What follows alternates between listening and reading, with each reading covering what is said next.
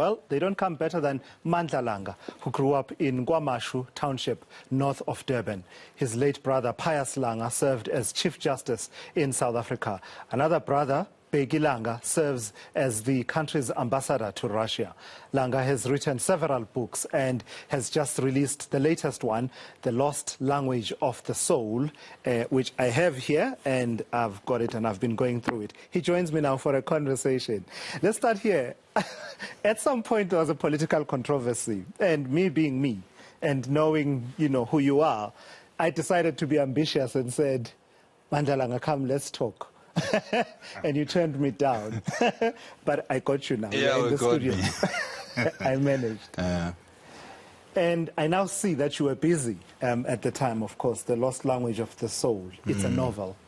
For those who don't know what it's about, what is this novel about? The novel is a story of a 14-year-old boy. His name is Joseph Mabaso.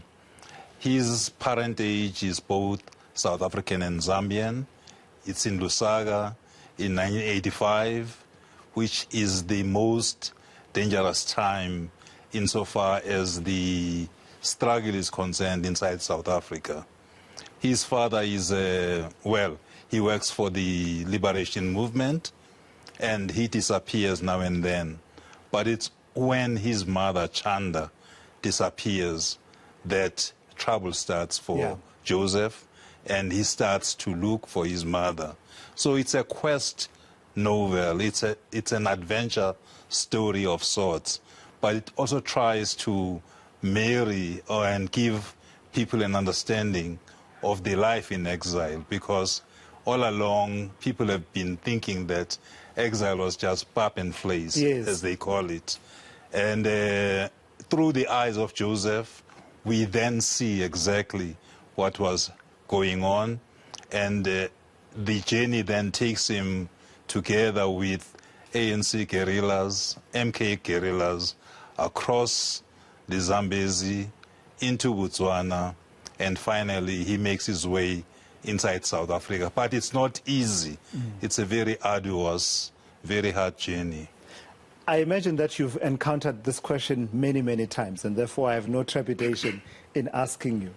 Is this novel inspired by real events? Because if I can share with you, having traveled to Morogoro, Tanzania several times, I can attest that when I read, the bits that I've read of the book, it occurred to me that there are many Joseph Mabasos out there, especially in that corner of the world, where I can at least attest from first-hand encounters that they do exist. So is this entirely fictional, or were you trying to make commentary about a situation that actually does exist? Well, I would believe that all fictional works are based on a modicum of truth in what has happened in the life of the writer himself or herself, or in the lives of the people that whose lives he has witnessed. And so, but I think the most important thing to remember is that this is a work of fiction. This is a work of the imagination. I think it was Toni Morrison who said that a writer must, of course, work with what he or she knows. But much more importantly, you've got to go beyond yourself and challenge yourself and look into those areas. For instance, I've never been very comfortable in my understanding of what it would be like to be a 14-year-old boy. But then I had to go deep into researching, into finding out, into understanding what the thought patterns of a 14-year-old boy could be. So to answer your question, yes and no. There are autobiographical details, things I've witnessed, but much more importantly, it's what I have dreamt up, what I've researched, and what has also been the lives of people around me, or the lives of people I've seen. And importantly, the stories that I'm talking about, perhaps the people who are subjects of those stories should actually find their voices and tell their own stories, because obviously there are stories to be told around that particular situation. And you say you did your research. And what research you did, Mandla Langa? Because when I look at, it's so realistic. I'm from a radio background, and I still hold that mantra of radio being the theater of the mind. All right. I found that in your writing, for instance, the scenes you describe around Yeovil, when he's now in Yeovil in Johannesburg on this quest, are as realistic as I can imagine. And the scenes you paint of Lusaka, Zambia, perhaps, well, I may not have the experience of Lusaka in 1985, but it sounded and read like the Lusaka I encountered some years later.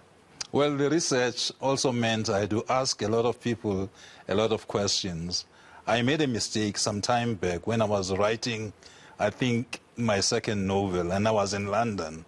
And I wrote about Durban, only to find that that part I was describing was no longer in existence. And the main road, West Street, was no longer flowing from west to south or east to west, but was now a one-way street. And so you've got to be incredibly careful about what kind of data you work with.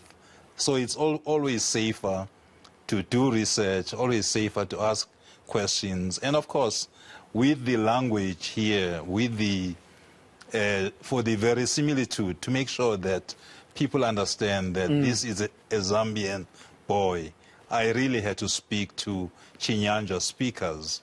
And fortunately, because I was in the class, I was doing an MA in creative writing at Wits, and some of the people there were very helpful with pointing me in the direction of where to find people that speak the language, so that I could be able to get what I can say is the real McCoy when it comes to Chinyanja phrasing. Yeah. To the point of the names themselves, you know, having that fidelity to the situation you are describing, being true to that situation you are describing. The name Chanda, for example. Yes. I believe without any hesitation that, that's a name you would find in Zambia. And that yes, mix then, mixed heritage of this boy will be Joseph Mabaso, which later on raises intrigue as to,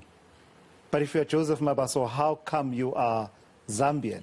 Right. But it had to be true to the context of the time. Except you'll find that there are Mabasos who are Zambians. Yes. As you'll find there are Langas who are Mozambicans, who even all the way in the Congo, you'll find a lot of the South African surnames or surnames that we think are South African, you know, pertaining or obtaining in various jurisdictions. All right, Mandla Langa, let me pause our conversation for a moment. I do need to take a break, and then we will continue in just a moment. I'm in conversation with the legendary poet and writer, Mandla Langa. We are discussing his latest novel, The Lost Language of the Soul. It's a beautiful read, as I said, from someone who only has to read books about delict and criminal law and all the other stuff that I would rather not be reading about at the moment. All right, that conversation continuing in just a moment.